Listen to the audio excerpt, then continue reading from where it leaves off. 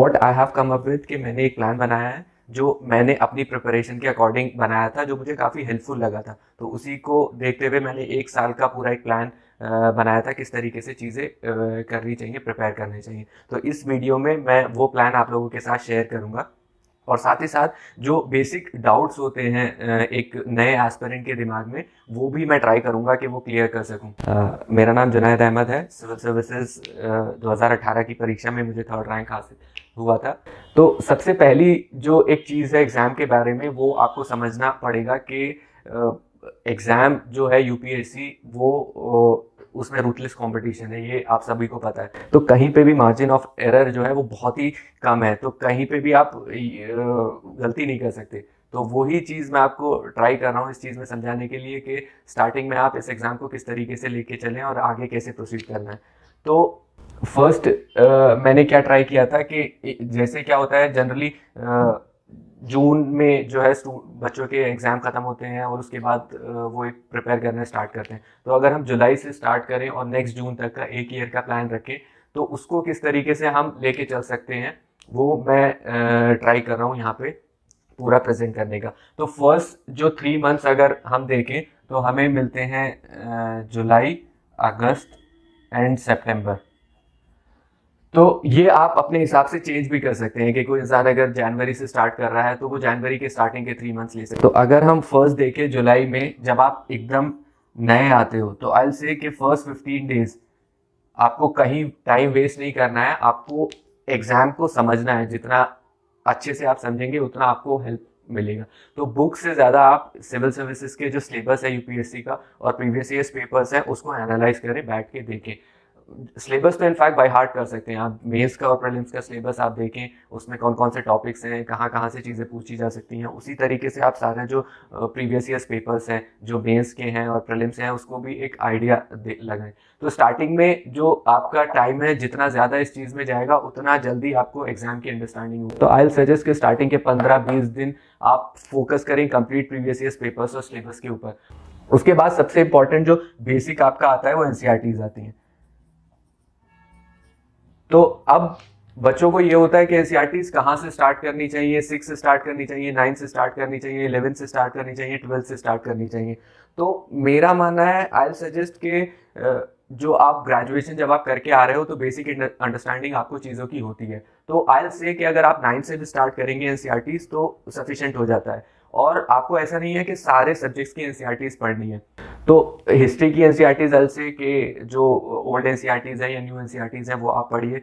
Economics की NCERT है वो आप देखिए 11th क्लास की। ज्योग्राफी की 11th-12th की एनसीईआरटीज हैं 2, वो आप देख सकते हैं। इसी तरीके से मेन में कॉन्स्टिट्यूशन जो पॉलिटी है, इंडियन कॉन्स्टिट्यूशन एट वर्क, वो 11th क्लास की एक बुक है, वो आप देख सकते हैं। तो जो ये जो बेसिक एनसीईआरटीज हैं वो आप पढ़िए, और वो भी डिपेंड करता है कि आपका लेवल कहाँ पे है। यहाँ पे एक बड़ा इशू आता है नोट्स मेकिंग का। बहुत लोग बच्चे कंफ्यूजन में रहते हैं कि सर नोट्स मेकिंग कब से स्टार्ट करनी चाहिए। तो मेरा तो सजेशन ये है कि आप फर्स्ट रीडिंग, सेकंड रीडिंग में नोट्स मेकिंग पे ज़्यादा फोकस मत करिएगा, क्योंकि एनसीईआरटीज ऑलरेडी बहुत क्रिस्प वे में लिखी हुई होती हैं। फर्स्ट रीडिंग जब आप करते हैं तो उसमें जितना हो सके उतना समझने का ट्राई कीजिए, अंडरस्टैंडिंग कीजिए। सेकंड, थर्ड रीडिंग में जब आप आते हैं उस टाइम पे आप नोट्स मेकिंग के बारे में सोच सकते हैं, देख सकते हैं। तो स्टार्टिंग में फोकस करिए कि जो एक ब्रॉड आइडिया, बेसिक कंसेप्ट, वो आप डेवलप कर सके। तो एनसीईआरटीज 9 से 12 तक की आई सजेस्ट, और ये जो है एटलीस्ट इन 3 महीने में 2 रीडिंग आपकी हो जानी चाहिए इसकी एनसीईआरटीज की। इस वाले फेज में ये मेरा अपना पर्सनल ओपिनियन है, आप उसको देख सकते हैं कि आप पे कितना हेल्पफुल रहेगा। इस वाले फेज में आप न्यूज़पेपर अवॉइड कर सकते हैं, क्योंकि जब एक बिगिनिंग फेज में आप पढ़ रहे हैं चीज़ों को, तो न्यूज़पेपर समझने में, करने में आपको बहुत ज़्यादा टाइम लग जाता है। 1.5 घंटा 2 घंटा वेस्ट हो जाते हैं स्टार्टिंग में। तो इस फेज़ में आप न्यूज़पेपर को अवॉइड कर लें, क्योंकि इस फेज़ में आप बेसिक जो आपका कॉन्सेप्ट है वो बना रहे हैं, उसको जितनी जल्दी बनाएंगे उतना हेल्पफुल होगा। तो ये 3 महीने इन चीज़ों में आप अगर निकालेंगे तो आपका बेस जो है वो अच्छे से बिल्डअप हो सकता है। नेक्स्ट अगर हम आते हैं तो आता है अक्टूबर, नवंबर, दिसंबर वाला फेज़। यहाँ पे आपका क्या है कि आपका एक जीएस की रीडिंग हो चुकी है, एनसीईआरटीज की बेसिक अंडरस्टैंडिंग हो चुकी है, और यहाँ पे एक और चीज़ आती है रेफरेंस बुक्स। जब आप एनसीईआरटीज पढ़ लेंगे तो उसके बाद आपको हर एक सब्जेक्ट की कोई ना कोई रेफरेंस बुक लेनी पड़ेगी। तो मार्केट में सारी रेफरेंस बुक्स हैं, वो जनरल जो भी हैं, इस पॉलिटी की लक्ष्मीकांत लोग प्रेफर करते हैं और बाकी सब्जेक्ट्स की भी हैं। तो ये रेफरेंस बुक्स एनसीईआरटीज़ के बाद आप कर सकते हैं। तो इस वाले फेज में ये सारी चीज़ें कवर हो जानी चाहिए। 3 महीने में सफिशिएंट टाइम होता है ये सारी चीज़ें कवर करने के लिए। यहाँ वाले फेज में आपकी सेकेंड रीडिंग आती है। सब्जेक्ट्स का क्या होता है कि स्टार्टिंग की जो फर्स्ट रीडिंग होती है उसमें जो आपकी अंडरस्टैंडिंग होती है वो बहुत लेमन के टर्म्स में होती है। जब आप सेकंड थर्ड रीडिंग में जाते हैं, इस फेज में आते हैं, तो आप पिक्चर को बहुत एक हॉलिस्टिक वे में देख लेते हैं। तो यहाँ पे आपको सेकंड रीडिंग जो है यहाँ पे सब्जेक्ट्स की और रेफरेंस बुक्स की आनी चाहिए। ऑप्शनल जो है, अब बहुत लोगों को ऑप्शनल में ये कंफ्यूजन रहता है कि कौन सा ऑप्शनल सेलेक्ट करना है और कैसे सेलेक्ट करना है। तो आई सजेस्ट कि ऑप्शनल सिलेक्शन एकदम स्टार्टिंग में मत करिए। थोड़ा सा जीएस की अंडरस्टैंडिंग लेके कि आपका इंटरेस्ट किस में आ रहा है, उसके बाद फिर आप ऑप्शनल पे जा सकते हैं। दिसंबर तक आपका कंप्लीट हो जाना चाहिए, ये इस फेज में रहता है। क्योंकि यहाँ पे आपका ऑप्शनल सिलेक्शन जब आता है तो मे बी अगस्त सितंबर, जब तक भी आप टाइम लेते हैं ऑप्शनल सिलेक्शन में, तो किसी भी ऑप्शनल को कंप्लीट करने के लिए एटलीस्ट 3 मंथ्स तो चाहिए ही चाहिए होते हैं। तो यहाँ पे एक बार तो एटलीस्ट आपका ऑप्शनल कंप्लीट हो जाना चाहिए सिलेक्शन के बाद। क्योंकि अगर यहाँ तक आपका ऑप्शनल कंप्लीट नहीं हो रहा है तो उसके बाद जो आगे की चीज़ें हैं उसमें आपको फिर प्रॉब्लम आएगी। तो दिसंबर तक ट्राई करें कि आपका ऑप्शनल कंप्लीट हो जाना चाहिए। ये 3-3 महीने के जो फेजेस में बना रहा हूँ, ये आप अपने हिसाब से भी इसको चेंज कर सकते हैं जब से आप स्टार्ट कर रहे हैं। तो मैंने तो एक ईयर का प्लान लिया है जो स्टार्ट होता है जुलाई से और एंड होगा जून पे। जनरली प्रीलिम्स भी जून में ही होता है। तो और यहाँ पे आई से कि यहाँ पे आप न्यूज़पेपर को स्टार्ट कर सकते हैं। यहाँ पे क्या होगा कि इस फेज में अगर आप न्यूज़पेपर को स्टार्ट करेंगे तो आपकी जो इस फेज की अंडरस्टैंडिंग है जीएस की और बाकी एग्जाम की, वो हेल्प करेगा आपको न्यूज़पेपर को समझने में। यहाँ वाला टाइम अगर आप न्यूज़पेपर को ज़्यादा देंगे तो आपका जो बेसिक जो प्रिपरेशन है वो कहीं ना कहीं अफेक्ट होगी। तो आई सजेस्ट कि इस वाले फेज में आप न्यूज़पेपर स्टार्ट करें और मैक्सिमम आप न्यूज़पेपर को 1 घंटे से 1 पॉइंट से एक या 1.5 घंटा मैक्सिमम, उससे ज़्यादा नहीं देना है न्यूज़पेपर को। तो यहाँ पे आप न्यूज़पेपर का स्टार्ट कर सकते हैं और यहीं पे आपको नोट्स मेकिंग पे भी अपना थोड़ा फोकस स्टार्ट करना पड़ेगा। क्योंकि जब आप न्यूज़पेपर पढ़ते हैं और आपकी थर्ड रीडिंग फोर्थ रीडिंग यहाँ पे आ जाती है इस वाले फेज में, उसके बाद आपकी जो नोट्स मेकिंग होती है वो इम्पॉर्टेंट हो जाती है। एनसीईआरटीज़ के तो आई सजेस्ट कि आप उतने ज़्यादा नोट्स पे फोकस नहीं करें जितना करंट के इश्यूज होते हैं। और बाकी जो जैसे हिस्ट्री है तो उसमें बुक्स में तो आपको एक पूरी स्टोरी की तरह चीज़ें समझाई जा सकती हैं, लेकिन एग्जाम पर्सपेक्टिव से किस तरीके से उसको नोट्स में बनाना है ताकि वो एग्जाम के टाइम पे आपको याद रह सके, वो आपको देखना है। तो इस फेज में नोट्स मेकिंग जो है वो इम्पोर्टेंट हो जाती है, यहाँ पे आप कर सकते हैं। तो ये 2 फेज में अगर आप इतना कर लेते हैं तो आपकी बेसिक जो अंडरस्टैंडिंग है एग्जाम की वो काफ़ी अच्छे से डेवलप हो जाएगी। अब अगर हम जनवरी, फरवरी, मार्च ये थर्ड वाले फेज में आए, तो अभी यहाँ पे आप देखिए कि आपके ऑप्शनल की रीडिंग, आपके जीएस की रीडिंग, आपका न्यूज़पेपर, ये सारी चीज़ें कहीं ना कहीं आ गई हैं प्रिपरेशन में। तो यहाँ से आपको नेक्स्ट लेवल पे मूव करना है। तो यहाँ पे आई सजेस्ट कि एक और पार्ट होता है सिविल्स में एथिक्स का। होता क्या है, एथिक्स थोड़ा डिफरेंट है। जीएस की प्रिपरेशन, जीएस के सब्जेक्ट्स जो हैं वो आप इजीली समझ सकते हैं, लेकिन मुझे लगता है कि एथिक्स की अंडरस्टैंडिंग के लिए आपको इस वाले फेज को कंप्लीट करना इंपॉर्टेंट हो जाता है। क्योंकि अगर डायरेक्टली आप इस फेज में एथिक्स को पढ़ेंगे तो उसको उतने अच्छे से रिलेट नहीं कर पाएंगे। तो यहाँ पे अगर आप एथिक्स को स्टार्ट करते हैं या एथिक्स की अंडरस्टैंडिंग लेते हैं तो वो आपको काफ़ी हेल्पफुल होगा, क्योंकि आप इस चीज़ से उसको रिलेट कर पाएंगे। और एथिक्स के लिए लोग कंफ्यूज रहते हैं कि एथिक्स में क्या पढ़ना चाहिए क्या नहीं पढ़ना चाहिए।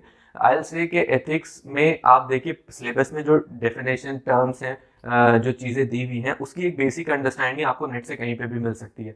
बाकी सारा जो एथिक्स है वो प्रैक्टिकल पार्ट है कि आप उस चीज़ को कैसे रिलेट करते हैं अपने लाइफ से, अपनी चीज़ों से। तो आप न्यूज़पेपर पढ़ रहे हैं, आप ऑप्शनल पढ़ रहे हैं, आप जीएस पढ़ रहे हैं, कुछ भी पढ़ रहे हैं, आप उसको एथिक्स से रिलेट कर सकते हैं। तो यहाँ पे एथिक्स के लिए आई सजेस्ट कि कोई सेपरेट एक डिफरेंट स्टडी या डिफरेंट एक वो नहीं चाहिए। आपको सिर्फ अपना माइंड को ओपन रखना है कि किस चीज़ को एथिक्स के कौन से पार्ट से रिलेट किया जा सकता है। तो यहाँ पे आप एथिक्स की चीज़ें स्टार्ट कर सकते हैं। एक और चीज़ आती है ऐसे। ऐसे का भी वही कॉन्सेप्ट है कि ऐसे के लिए दो चीज़ें चाहिए, एक तो कंटेंट चाहिए आपके पास, दूसरा आपको चाहिए ऐसे को प्रेजेंट करना, कैसे प्रेजेंटेशन। तो कंटेंट जब तक आपके पास नहीं है तब तक ऐसे आप प्रॉपरली नहीं लिख पाएंगे।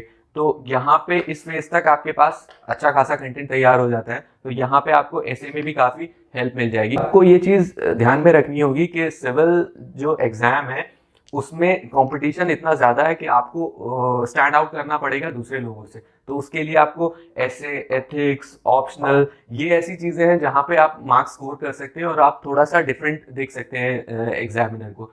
तो वो किस तरीके से की जा सकती है, किस तरीके से हो सकता है, उस पर हम एक सेपरेट वीडियो बनाएंगे, उस चीज़ को हम लोग देख सकते हैं। एक और तीसरी चीज़ क्या आती है, वो आंसर राइटिंग होती है। ये भी बहुत इंपॉर्टेंट हो जाती है, क्योंकि एक आपको ये समझना पड़ेगा कि कभी कभी बच्चों को लगता है कि अभी हम प्रीलिम्स की तैयारी कर रहे हैं, अभी हम मेंस की तैयारी कर रहे हैं और वो सारी चीज़ें डिफरेंट डिफरेंट हैं, पहले प्रीलिम्स हो जाए फिर मेंस की करेंगे। ऐसा कुछ नहीं है, क्योंकि अगर आप ये कर रहे हैं तो आपको प्रीलिम्स और मेंस दोनों को एक साथ लेके चलना पड़ेगा। और अगर आप राइटिंग में अच्छे से प्रैक्टिस नहीं कर पाएंगे तो प्रीलिम्स के बाद आपको उतना टाइम नहीं मिलेगा कि अपनी राइटिंग को इम्प्रूव कर पाए। तो अगर आप बहुत रेगुलरली भी नहीं लिख रहे हैं तो यहाँ पे आप स्टार्ट कर सकते हैं अपनी राइटिंग को।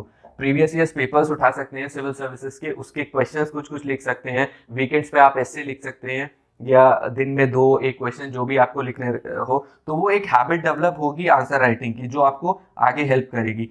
तो जब प्रीलिम्स के बाद आपको मेंस लिखना है तो उस टाइम पे आप रेगुलर राइटिंग कर सकते हो, लेकिन यहाँ पे अगर हैबिट डेवलप नहीं हुई तो वहाँ पे प्रॉब्लम होता है। तो ये चीज़ भी उसमें आप स्टार्ट कर सकते हैं। तो इस वाले फेज में एक और चीज जो इंपॉर्टेंट हो जाती है वो होता है करंट अफेयर्स। मैं करंट अफेयर्स को भी इस वाले फेज में इसलिए ला रहा हूं क्योंकि यहाँ पे अगर आप उस चीज को लेंगे करंट अफेयर्स को, क्योंकि इंपॉर्टेंस जो है करंट अफेयर्स का वो बहुत ज्यादा बढ़ गया है सिविल सर्विसेज में। प्रीलिम्स में आप देखें कि क्वेश्चंस जो हैं वो बहुत ज्यादा पूछे जाते हैं करंट अफेयर्स से, और तो आपको 1 साल के अराउंड तक कवर करना रहता है। बेसिक जो मैं आपको बता रहा हूँ वो वही है कि करंट अफेयर्स के लिए एक पर्टिकुलर मैगजीन आप ले सकते हैं। तो न्यूज़पेपर और एक मैगजीन सफिशिएंट हो जाती है करंट अफेयर्स के लिए। तो ये चीज़ इस फेज के लिए आ जाती है। और ये तीनों फेज में एक इम्पॉर्टेंट चीज़ मैं वही चीज़ डिस्कस करना चाह रहा था कि रिसोर्सेज जो हैं आप उसको जितना कंसाइज करेंगे उतना हेल्पफुल रहेगा। मार्केट में इधर उधर आपको बहुत सारे जो है कंटेंट मिलेगा, बहुत सारी बुकलेट्स मिलेंगी, वीडियोस मिलेंगी। आप जितना अपने आप को कंसाइज करेंगे उतना हेल्पफुल होगा। आप एक बुक पढ़ें, उसको बार बार रिवाइज करें, तभी वो रिटेन रह पाएगा। ऐसे ही करंट अफेयर्स का आपके पास मल्टीपल जो है वो बुकलेट्स होंगी, मल्टीपल मैगजीन्स होंगी, लेकिन अगर आप एक एक रीडिंग सबको देने लगे तो कुछ भी याद नहीं रहेगा। तो एक लीजिए, कोई सी भी मैगजीन लेनी है, इक्वली गुड है सारी मैगजीन्स, और उनको बार बार रिवाइज कीजिए। तो ये थर्ड फेज का मैंने बनाया था।